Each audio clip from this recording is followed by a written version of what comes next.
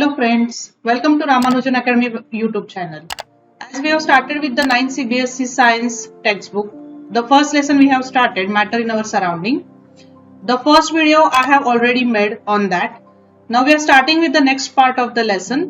यहाँ पे हम देखने वाले what are the three states of matter. So matter it exists basically in three states. First it is solid, liquid and gas. Now we are going to study about the properties of these solid, liquid and gases. So first we'll see here you can see here like how is the shape of the solid or how is the shape of the liquid and how is the shape of the gas. How they are looking whenever we are looking at that states of matter. So first is a solid. So basically what are the properties of solid? They are holding their shape, means they have a fixed shape, they do not change their shape. Then liquids, they take the shape of the container, they have a free surface and but their volume is fixed.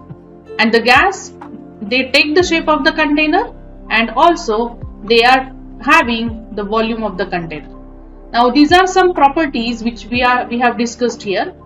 Now in detail we can say what are solids.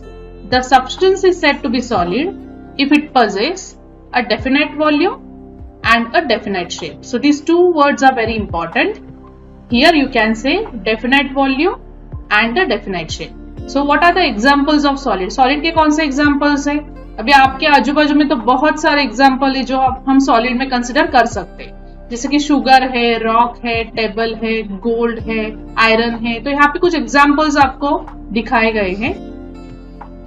So in solids, the constituent particles are held very close to each other in an orderly fashion and there is not much freedom of movement. अभी इसका मतलब क्या है कि solids में जो particles होते हैं, they are very very close. बहुत नजदीक होने की वजह से क्या होता है? Their freedom is very less.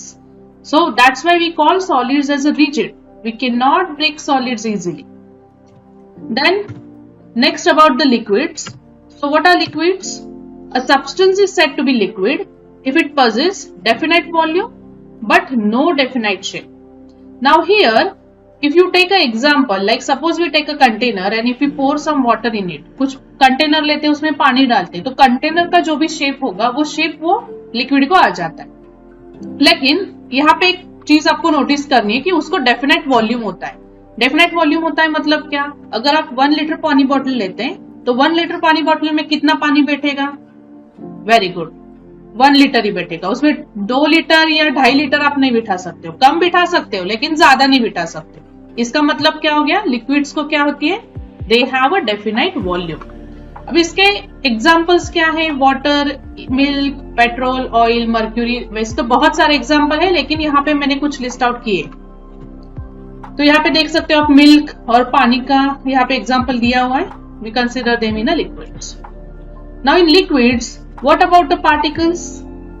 Particles, they are close but less than the solids. Solids में जैसे कि particle बहुत ही नजदीक होते हैं, लेकिन liquids में particle they are less close than the solids. इसलिए वो क्या कर सकते हैं? Move कर सकते हैं. आपको ये reason पता होना चाहिए कि liquids move क्यों करते हैं. अगर किसी ने आपको पूछा how you can prove that water can flow, water कैसे move होता है ये आप कैसे prove करोगे, या flow होता है ये कैसे prove करोगे? तो वहां पे आपको साइंटिफिक रीजन क्या बताना है? Scientific reason is what? The particles are having what? Space. That's why the liquids they can flow. We call them as a fluids. Then comes gas. So substance is said to be a gas if it neither possesses a definite volume nor a definite shape. Again I repeat, they do not have a definite volume and do not have a definite shape. So that means in a container, कोई भी container में अगर आप gas लेते हो वो पूरा container का वॉल्यूम क्या कर लेता है? ऑक्यूपाई कर लेता है. इसलिए उसका वॉल्यूम क्या नहीं होता है? फिक्स नहीं होता है. और उनका शेप भी क्या नहीं होता है? फिक्स नहीं होता है. Like hydrogen, oxygen, carbon dioxide, air, these are some examples of the gases. Now next, in gases the particles are far apart, means the space is very very large. The particles are very far apart from each other. That's why they are wandering here and there. Okay, so that's why in gases the particles are having a lot of space and their force of attraction is very very less. That's why gases can flow easily from one place to another place. जैसे कि आपकी mummy kitchen में कुछ खाना बनाती है, आपकी पसंदीदा चीज होगी तो आप बताते हो या आपके मुंह में पानी आ जाता है. ये कैसे हो जाता है? क्योंकि जो भी किचन में बना है वो आपको दूर तक उसकी स्मेल आपको आ सकती है. बिकॉज गैसेस क्या होते हैं? इजीली फ्लो होते हैं, इसलिए वो स्मेल आपको आती है. तो अभी ये सब हमने शॉर्टकट में कुछ प्रॉपर्टीज डिस्कस किए. अभी थोड़े से कुछ और प्रॉपर्टीज हम यहाँ पे देख लेंगे. तो पहला हम देखेंगे about the properties of solids. Like we have already seen the definition which is definite shape, fixed volume. Second, space is very very minimum between the particles. Then force of attraction, it's maximum. आपको यहाँ पे कुछ keywords ध्यान में रखने. Keywords आप ध्यान में रखोगे तो you can easily write down the answer. Definite shape, fixed volume, then space between particle minimum, then force of attraction is maximum, then movement of particle is what? Minimum, then they are least compressible. least compressible का मतलब क्या होता है? अगर हम example लेते, कोई table लेते हो और टेबल पे आप थोड़ा सा प्रेशर डालते हो तो वो टेबल कंप्रेस होता है क्या कभी? नहीं, क्योंकि उनको कंप्रेस करने के लिए अगर आप प्रयास करोगे तो क्या होगा? एक तो वो ब्रेक हो जाएगी, बराबर. तो they are least compressible. Then their rate of diffusion is very least. Diffusion का मतलब क्या होता है? मिक्सिंग होना. तो सॉलिड और सॉलिड कभी मिक्स कर पाओगे आप? नहीं. तो इनका रेट ऑफ डिफ्यूजन क्या होता है? सबसे कम होता है. तो आपको यहाँ पे डायग्राम दिखेगा कि जहां पे पार्टिकल्स की अरेंजमेंट यहाँ पे दिखाई गई है कि पार्टिकल्स को कैसे अरेंज किया गया है. नेक्स्ट हम देखते हैं properties of liquid. So liquids, they do not have a definite shape, but very important is what? Fixed volume, as I discussed with you. Then they take the shape of the container. Space is intermediate. Force of attraction is intermediate. Movement of particle is also intermediate, and they are less compressible.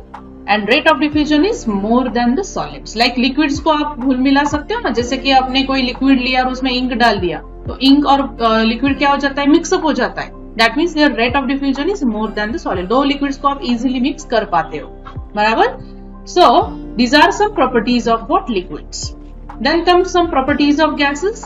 No definite shape or fixed volume, as we have seen. They occupy the whole space of a container. This is very important. Then space between particle क्या होती है? Very maximum. Then the force of attraction is minimum. This is very important. Minimum force of attraction. And movement of particle is maximum. Then they are most compressible. सबसे ज्यादा आप compress किसको कर पाते हो? गैसेस को. क्या क्या हो सकता है reason? What can be the reason why they are most compressible? तो अगर आपको इसका रीजन बताना है तो what you should say, like the space is maximum. Space ज्यादा है ना, इसलिए आप यहाँ पे देख सकते हो बलून में जो एयर पार्टिकल्स दिखाए, तो इनमें स्पेस बहुत ज्यादा है. स्पेस ज्यादा होने की वजह से इनको आप नजदीक ला सकते हो. That's why they are easily compressible. Then rate of diffusion is more than solid and liquid. तो gases, they have a highest rate of diffusion. तो अभी आप यहाँ पे देख सकते हो, मैंने वापस आपको कुछ पिक्चर्स दिखाए जहां पे सॉलिड्स के पार्टिकल्स की अरेंजमेंट कैसी होती है. Very compact.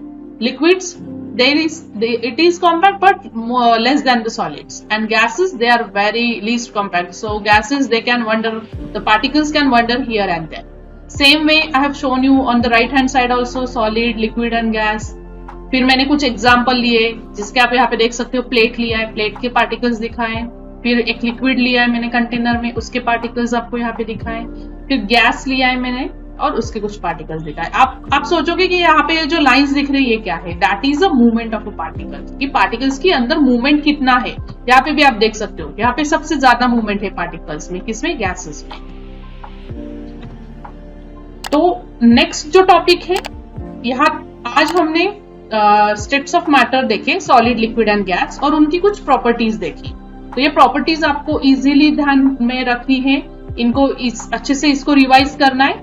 अगर आपको इसका नेक्स्ट वीडियो देखना है जो कि मेरा आने वाला है, states of change in state, मतलब स्टेट कैसे चेंज होते हैं, जैसे कि सॉलिड से लिक्विड में, लिक्विड से गैसेस में, फिर इनको क्या कहा जाता है, कौन से कीवर्ड्स इनके लिए यूज किया जाते हैं, कौन से टर्म्स हम केमिस्ट्री में इसके लिए यूज करते हैं, वो देखने के लिए आपको हमारे चैनल को लाइक और सब्सक्राइब जरूर करना पड़ेगा. तब तक के लिए थैंक यू.